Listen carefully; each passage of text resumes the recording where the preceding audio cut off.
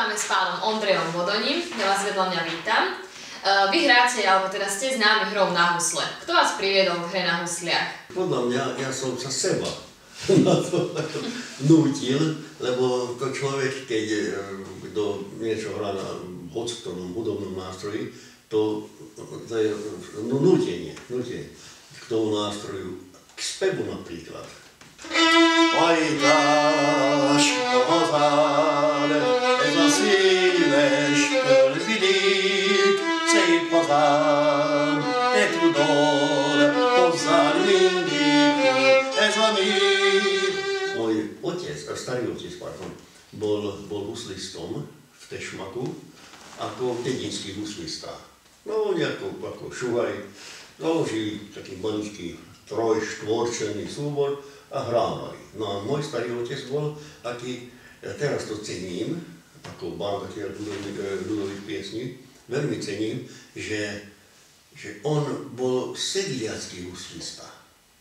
Takže on ako čo počul, to sa naučil. Krásne toto. No a ja som začal v 5 svojich rokoch, 5 rokov som vtedy mal, a on mi dal svoje husle vtedy. No, mamička bola taká, že skúsme chlapce, čo dokáže.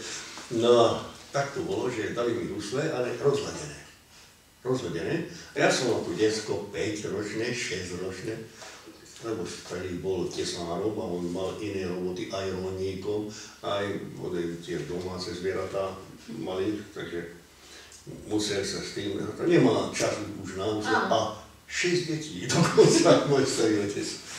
No a ja som ako detsko začal hľadať hlasy, melódie. No už, keď som už rok mal husle, tak prišiel starý otec a hovoril, no, Bandy, čo vie hrať. A ja som dačo ukázal na tých husliach.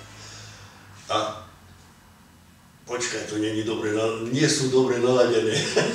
No a on na to prišiel, naladil mi husle a ja som už zabudol hrať.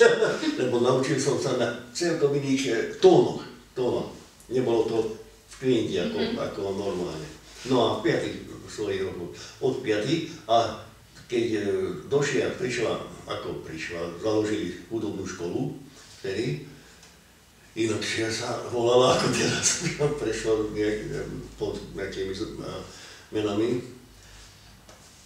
Vtedy, v 5. ročníku už, kedy som už mal 11 rokov, tak vtedy som vstúpil, ale už ako umelec.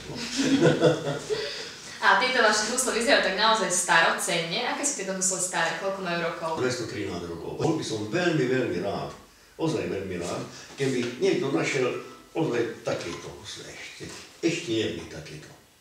Lebo to je exemplár. A aký je váš odkaz pre budúce generácie? Pre budúce generácie?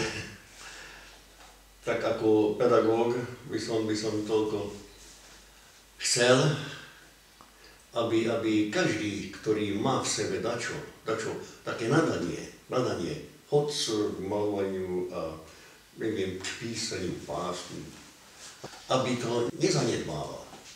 Ako ja napríklad, alebo ostatní ďalší šahania, ktorí boli a sú a budú výborní hudobníci a tak ďalej, maliaria, umelci, a čo v sebe majú, nech odovznávajú ďalej.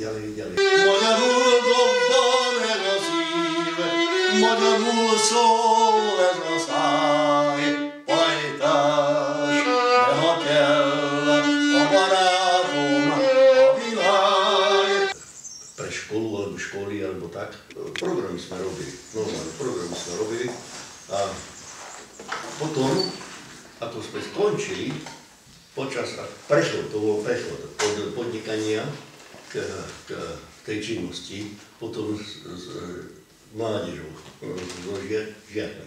No, ja som zakladateľ aj krstným otcom to Čilerslovo.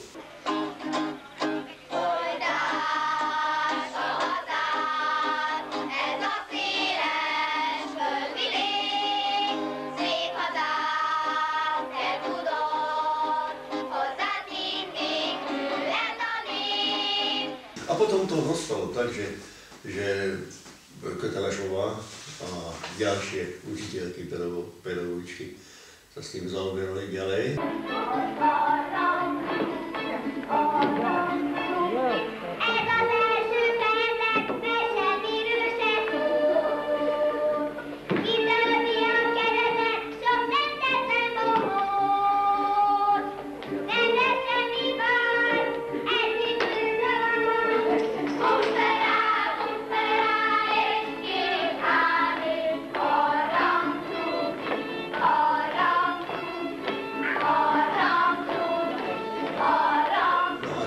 To treba vysvetliť trošku, ale prskavka rozdáva hviezdičky však. No a hviezdičky boli pre nás. Ľudové piesne, zvyky, báje, rozprávky. Maria, a Angola, Silla, Solu, a Trebora.